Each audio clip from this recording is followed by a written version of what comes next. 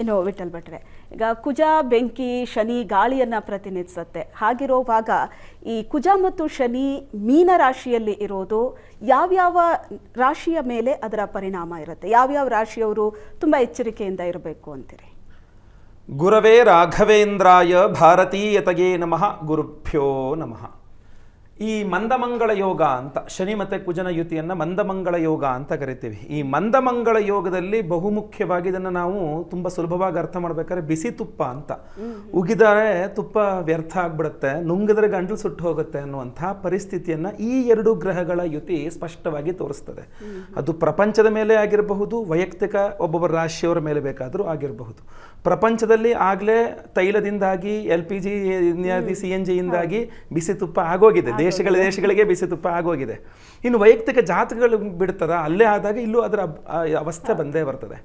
ಆದರೆ ಯಾವ ರಾಶಿಗಳಿಗೆ ಸಮಸ್ಯೆ ಅಂತ ಕೇಳಿದಾಗ ದ್ವಾದಶ ರಾಶಿಯವರೆಗೂ ಪ್ರಭಾವ ಇರದೇ ಇರ್ತದೆ, ಸಮಸ್ಯಾತ್ಮಕ ಪ್ರಭಾವ ಇರ್ತದೆ. ಇಲ್ಲಿ ಷಷ್ಠ, ಈಗ ಉದಾಹರಣೆಗೆ ಈಗ ಮೀನದಲ್ಲಿ ಅಂತಂದರೆ ತುಲಾರಾಶಿಯವರಿಗೆ ಅದು ಷಷ್ಠ, 2 ಪಾಪಗ್ರಹಗಳು ಶುಭ ಫಲಗಳನ್ನು ಕೊಡಬೇಕು ಅಂತ ತುಲಾರಾಶಿಯವ್ರಿಗೊಂದು ಸ್ವಲ್ಪ ಶುಭ ಹೇಳ್ಬೋದೇ ವಿನಃ ಮಿಕ್ಕ ಎಲ್ಲ ರಾಶಿಗಳಿಗೂ ಸಹ ಅದು ಸಮಸ್ಯೆದಾಯಕವಾಗಿಯೇ ಇರ್ತದೆ. ಯಾಕೆ ಅಂತಂದರೆ ಅವರವರ ರಾಶಿಯಿಂದ ಶನಿ 8ನೇ ಮನೆ ಅಧಿಪತಿ, ಕುಜ 8ನೇ ಮನೆ ಅಧಿಪತಿ, ಇವರಿಬ್ಬರ ಯುತಿಯಿಂದ ಎಷ್ಟನೇ ಮನೆಯಲ್ಲಿ ಅದು ಸಂಧಿ ಆಗ್ತಾ ಇರೋದು ಅನ್ನೋದರ ಆಧಾರದ ಮೇಲೆ 12 ರಾಶಿಯವರೆಗೂ ವಿಚಿತ್ರವಾಗಿರತಕ್ಕಂಥ ಫಲವೇ ಸಿಗಲಿದೆ. ರಾಶ್ಯಾಧಿಪತಿಯಾದ ಕುಜ ಲಾಭಾಧಿಪತಿ ಹಾಗೂ ಕರ್ಮಾಧಿಪತಿಯೊಂದಿಗೆ ವ್ಯಯದಲ್ಲಿ ಕೂತ್ಕೊಂಡಿದ್ದಾನೆ ಅಂದಾಗ ಮೇಷರಾಶಿಯವರಿಗೆ ಉದ್ಯೋಗ, ವ್ಯಾಪಾರ, ವ್ಯವಹಾರಾದಿ ಎಲ್ಲ ವಿಚಾರಗಳಲ್ಲೂ, ಆರೋಗ್ಯದ ವಿಚಾರಗಳಲ್ಲೂ ಎಲ್ಲ ಕಡೆ ಯಾವ ರಾಶಿಯವರಿಗೂ ಒಳ್ಳೆಯದಂತ ಶುಭ ಹೇಳಲಿಕ್ಕೆ ಸಾಧ್ಯ ಇಲ್ಲ. ತುಲಾರಾಶಿ ಒಂದು ಷಷ್ಠದಲ್ಲಿ ಇರೋದ್ರಿಂದ ಶುಭ ಫಲ ಅಂತ ಹೇಳಬೇಕೇ ವಿನಃ ಮಿಕ್ಕಿ ಯಾವ ರಾಶಿಯವರಿಗೂ ಅತ್ಯುತ್ತಮ ಅಂತ ಹೇಳಲಿಕ್ಕೆ ಆಗೋದಿಲ್ಲ. ಕೆಲವೇ ರಾಶಿಗಳಿಗೆ ಮಾತ್ರ ಸಮಸ್ಯೆ ಅಂತ ಹೇಳಲಿಕ್ಕೂ ಆಗೋದಿಲ್ಲ. ಈ ಯುತಿನೇ ಆ ಥರದ್ದು, ಇದೊಂಥರ ವಿಷ ಇದ್ದಂಗೆ, ಯಾವ ರಾಶಿಯವ್ರು ಕುಡಿದ್ರು ಸಮಸ್ಯೆನೇ ಅದು. ಸೊ ಅದರಿಂದ ಇದು ನಿಮ್ಮ ರಾಶಿಯಿಂದ ಶನಿ 8ನೇ ಮನೆ ಅಧಿಪತಿಯನ್ನು, ಈಗ ವೃಷಭಕ್ಕೂ ಅಷ್ಟೇ 10ನೇ ಮನೆ ಅಧಿಪತಿ ಆಗ್ತಾನೆ, 9ನೇ ಮನೆ ಅಧಿಪತಿ ಆಗ್ತಾನೆ. ಅದು ಭೂಮಿಕಾರಕ ವ್ಯಯಾಧಿಪತಿಯೊಂದಿಗೆ ಸೇರ್ಕೊಂಡಿದ್ದಾಗ ವೃಷಭ ರಾಶಿಯವರಿಗೆ ಪಿತ್ರಾರ್ಜಿತ ಆಸ್ತಿ, ತಂದೆಯವರ ಆರೋಗ್ಯದ ವಿಚಾರಗಳು, ಉದ್ಯೋಗಾದ ವಿಚಾರಗಳು ಬಿಸಿ ತುಪ್ಪ ಆಗ್ಬಿಟ್ಟಿರುತ್ತೆ. ಈ ಕಡೆ ಅವ್ರಿಗೆ ಬಿಟ್ಕೊಡೋಕ್ಕೂ ಆಗಲ್ಲ, ಈ ಕಡೆ ಒಪ್ಕೊಳ್ಳೋಕ್ಕೂ ಆಗಲ್ಲ ಅನ್ನೋ ಪರಿಸ್ಥಿತಿಗಳಾಗ್ಬಿಟ್ಟಿರುತ್ತೆ. ಮಿಥುನ ರಾಶಿಯವರಿಗೆ ಉದ್ಯೋಗ ಸ್ಥಾನದಲ್ಲೇ ಮಂದ ಮಂಗಳ ಯೋಗ, ಮಿಥುನ ರಾಶಿಯವ್ರಿಗೆ ಉದ್ಯೋಗವೇ ದೊಡ್ಡ ಬಿಸಿ ತುಪ್ಪ ಆಗ್ಬಿಡುತ್ತೆ. ಉದ್ಯೋಗ ಬಿಡೋಕ್ಕೂ ಆಗಲ್ಲ, ಅಲ್ಲಿ ಕಂಟಿನ್ಯೂ ಮಾಡೋಕ್ಕೂ ಆಗಲ್ಲ. ಒಂಥರ ವಿಚಿತ್ರವಾದ ಸ್ಥಾನ ಆಗೋಗಿದೆ ನಂದು ಅಂತ ಹೇಳಿ. ಇದು ಪ್ರತಿಯೊಂದು ರಾಶಿಯವರಿಗೂ ಒಂದೊಂದು ರೀತಿಯಲ್ಲಿ ಇದು ಪ್ರಭಾವ ಬೀರ್ತದೆ. ಓಕೆ, ಇದು ಕುಜ ಶನಿ ಮೀನರಾಶಿಗೆ ಪ್ರವೇಶ, ರಾಶಿಗಳ ಮೇಲೆ, ದೇಶದ ಮೇಲೆ ಹೇಳಿದ್ರಿ. ಇದರ ಪರಿಣಾಮ ರಾಜಕೀಯ ವರ್ಗದ ಮೇಲೆ ಏನಾದರೂ ಬೀಳೋ ಸಾಧ್ಯತೆ ಇದೆಯಾ? ಖಂಡಿತವಾಗಿ. ಯಾಕೆಂದ್ರೆ ಈಗ ರವಿ ಮೀನರಾಶಿಯಲ್ಲೇ ಇದ್ದಾನೆ, ಈಗ ಗುರುವಿನ ಮನೆಯಲ್ಲಿದ್ದಾನೆ. ಆದರೆ ಗುರುವಿನ ಮನೆಯಲ್ಲಿದ್ದಾಗ ರವಿ ಒಳ್ಳೆ ಫಲವನ್ನು ಕೊಡಬೇಕು. ಆದರೆ ಅಲ್ಲಿ ಏನಾಗಿದೆ ಅಂದರೆ ರವಿ ಮತ್ತು ಕುಜರ ಯುತಿ ಆಯಿತು ಅಂದರೆ ಇವನು ರಾಜಕೀಯದ ಅಧಿಪತಿ ಆಗಿರತಕ್ಕಂತಹ ಸೂರ್ಯ ಕುಜನ ಒಟ್ಟಿಗೆ ಸೇರಿದಾಗ ಅಘರ ತಮ್ಮ ಅತೀ ಕಷ್ಟವನ್ನು ಕೊಡ್ತಾನಂತೆ, ಅತೀ ಕಷ್ಟವನ್ನು ಕೊಡ್ತಾನೆ.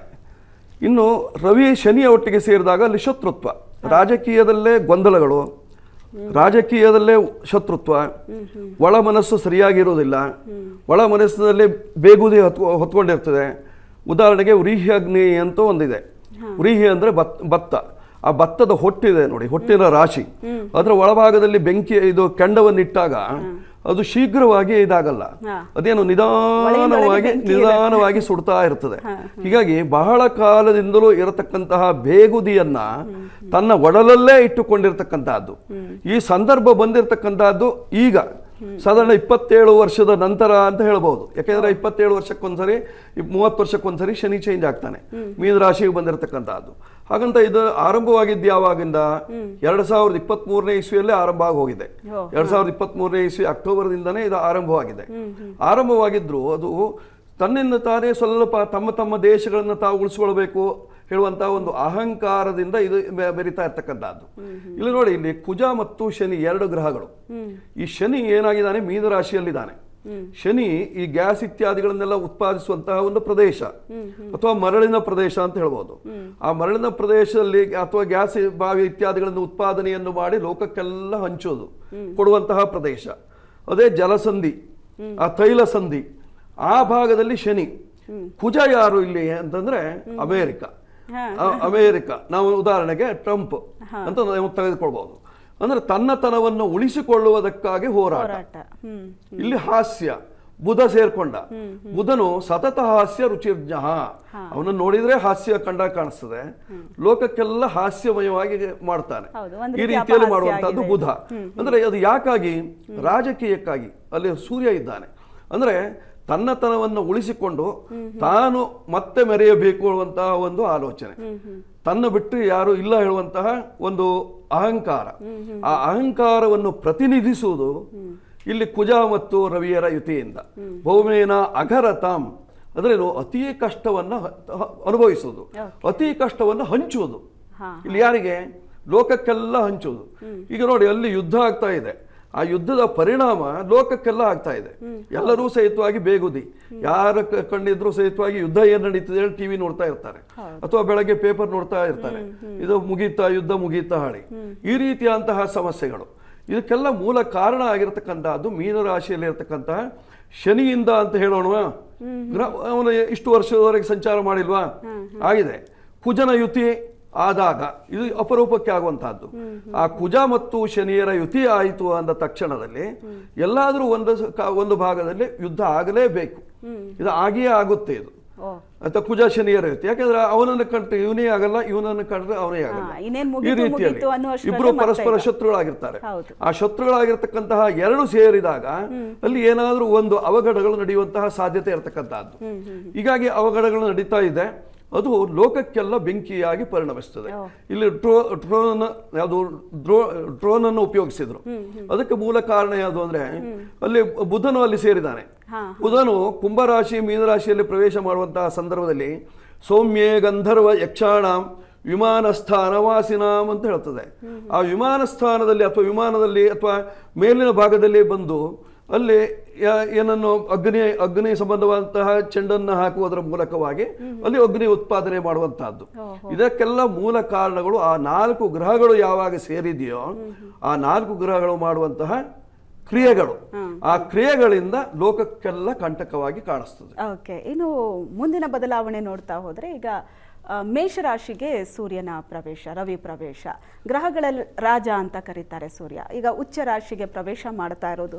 ಈಗೇನು ಶನಿ ಕುಜ ಮೀನರಾಶಿಯಲ್ಲಿರೋದ್ರಿಂದ ಕೆಡಕಿದೆಯೋ, ಹಾಗಾದ್ರೆ ಈಗ ಏಪ್ರಿಲ್ 14ಕ್ಕೆ ಈ ಬದಲಾವಣೆ ಆಗತ್ತಲ್ಲ ಮೇಷರಾಶಿಗೆ ಸೂರ್ಯ, ಒಂದಷ್ಟು ಒಳಿತು ಕಾಣ್ಬೋದಾ? ಅದು ಮೇಷರಾಶಿಯಲ್ಲಿ ಪರಮೋಚ್ಚ ಸ್ಥಿತಿಯಲ್ಲಿ ರವಿ ಬರೋದ್ರಿಂದ ಒಂದಿಷ್ಟು ನಿಯಂತ್ರಣ ಕಾಣ್ಬೋದೇ ವಿನಃ ಎಲ್ಲಿ ತನಕ ಕುಜ ಬೇರ್ಪಟ್ಟಿ, ಈಗ ಮೇ 10ನೇ ತಾರೀಕಿನ ನಂತರ ಕುಜ ಹೊರಗಡೆ ಹೋಗ್ತಾನಲ್ಲ, ಅದು ಸರಿಯಾದ ಪಾಯಿಂಟ್ ಆಗಿರುತ್ತೆ, ಸಂಧಿ ಪಾಯಿಂಟ್.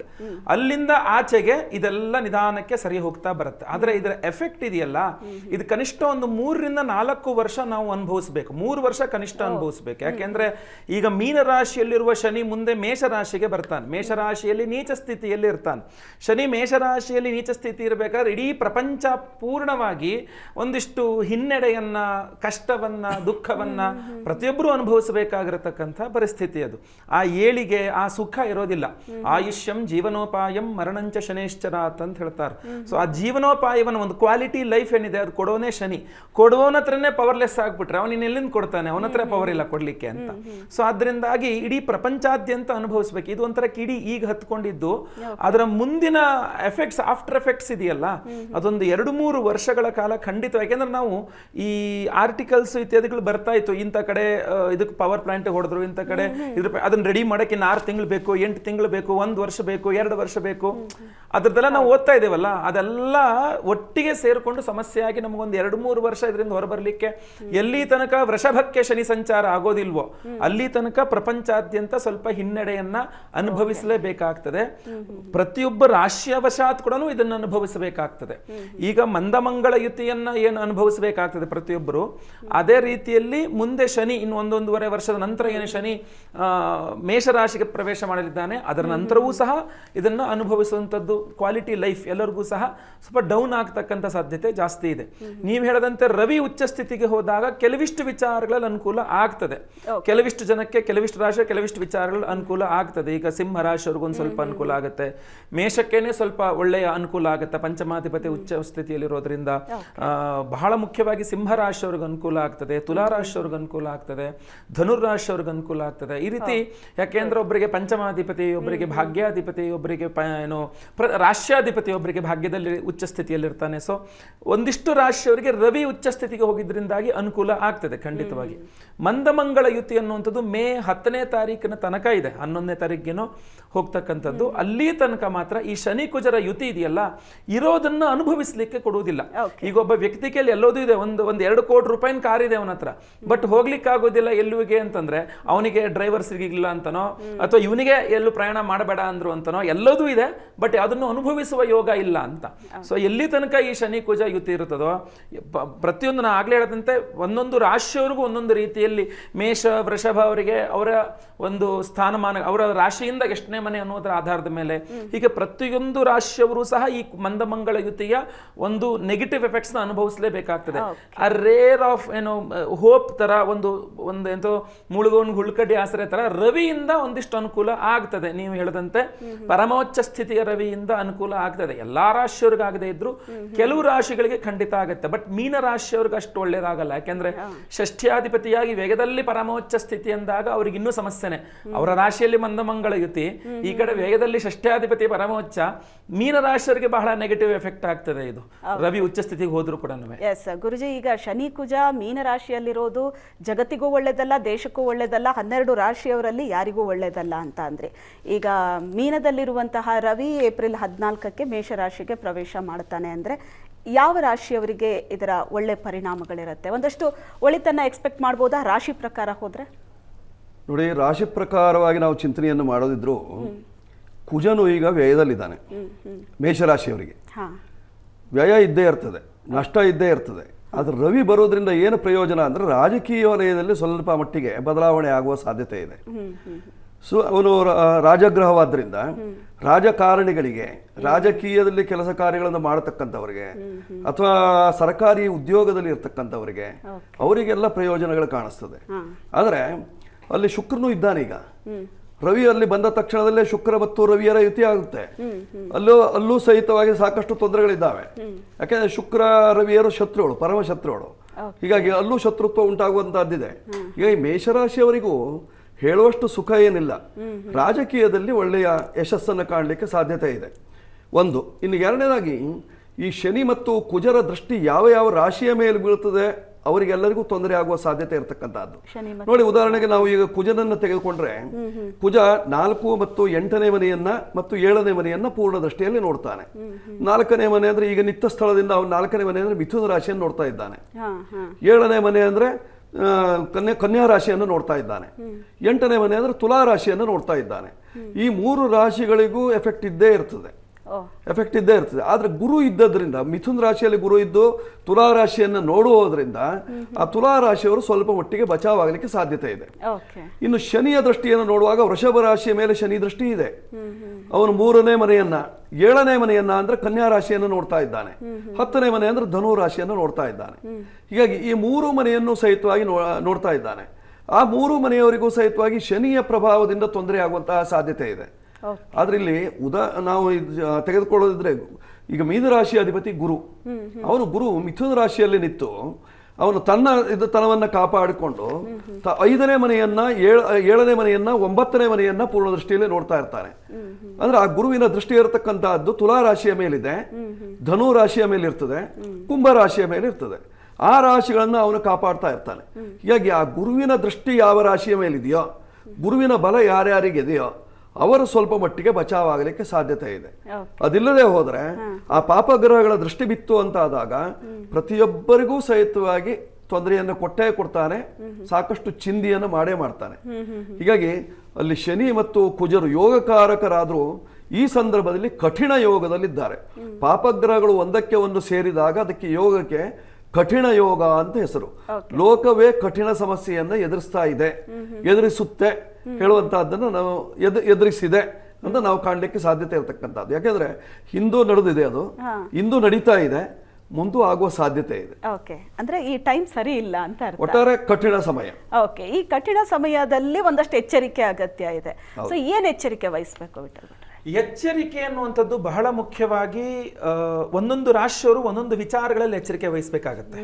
ಈಗ ಮೇಷರಾಶಿಯವರು ವಿದೇಶಾದಿ ಪ್ರಯಾಣ, ಉದ್ಯೋಗ ವಿಚಾರಗಳು ಅಥವಾ ವ್ಯಾಪಾರಾದಿ ವಿಚಾರಗಳಲ್ಲಿ ತುಂಬಾ ಎಚ್ಚರಿಕೆಯನ್ನು ವಹಿಸಬೇಕಾಗತ್ತೆ. ಜೊತೆಗೆ ಆರೋಗ್ಯದ ಬಗ್ಗೆನೂ ತುಂಬಾ ಎಚ್ಚರಿಕೆಯನ್ನು ವಹಿಸಬೇಕಾಗತ್ತೆ ಮೇಷರಾಶಿಯವರು.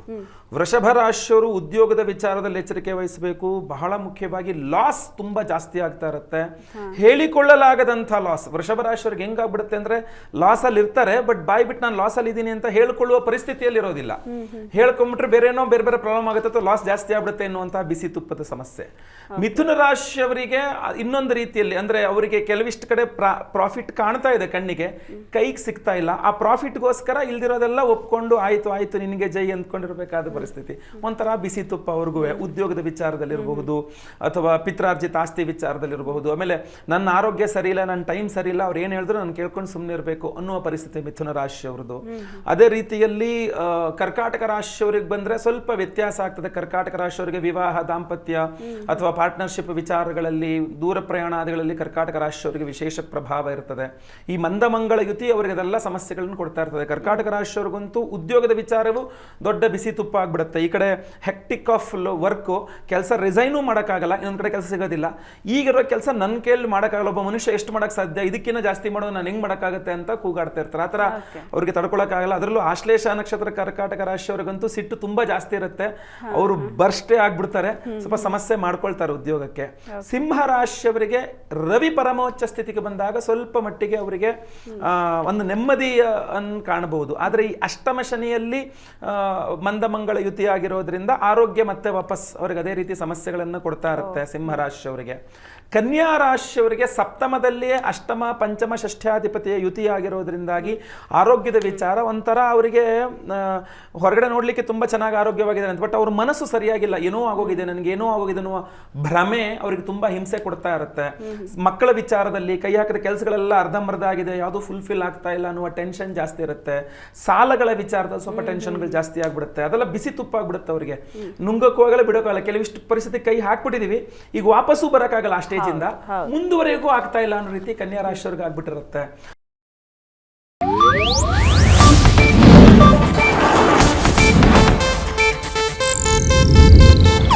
ಇದು ಏಷ್ಯಾನೆಟ್ ನ್ಯೂಸ್ ನೆಟ್ವರ್ಕ್ ಪ್ರಸ್ತುತಿ.